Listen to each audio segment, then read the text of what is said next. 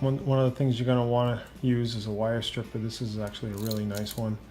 I bought this probably 12, 15 years ago at a place like Home Depot in the electrical section. Alright, so what you want to do is strip about 1/2 inch of wire. Okay. You want to twist the copper together. This one has been previously soldered, but it's basically the same thing. And then you, like I had mentioned previously, you want to use shrink wrap. Don't forget to put this on. The shrink wrap I bought, like the other tools, Harbor Freight tools, very inexpensive. Works really well. So I'm going to slip this on. Push it back as far as I can so the heat from the soldering doesn't cause it to start to shrink.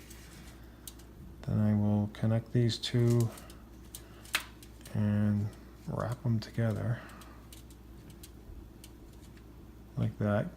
Give it a little tug, make sure it's nice and tight.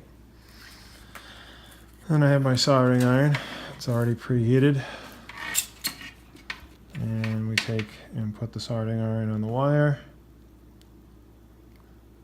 And apply the solder just enough to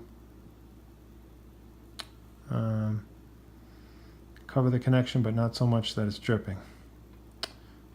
Give it a little touch on the bottom there as well. That one's a little messy, but that's because I had previously soldered it. Give it a little blow on there, pull on it, make sure it's nice and tight. And we can slip the shrink wrap and center it on the connection. Then you're going to need a heat gun. These are like $20. This one's probably more, but this is a really nice one. And turn it on. Make sure it's on a hot setting. In this case, just turn that a little bit.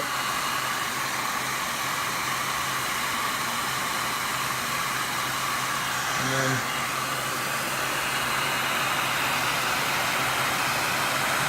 then on one side, a little bit on the other. And then when you turn this off, don't just turn it off. Put it on the cold setting. Open that back up. Let it cool down before you completely shut it off.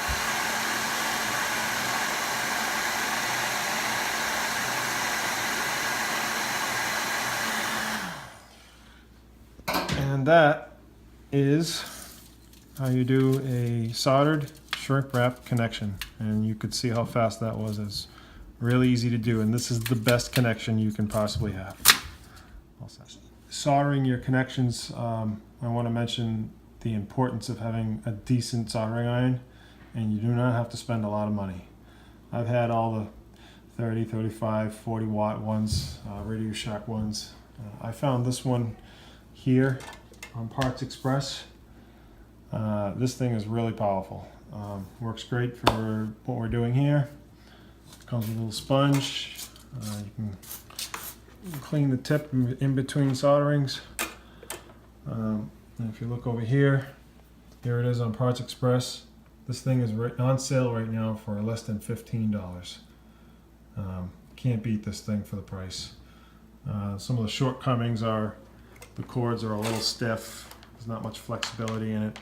But if you're not doing this every day, you just want something that's going to do the job, do it really well, and you know, especially if you're just using it once. This is like, you can't beat this.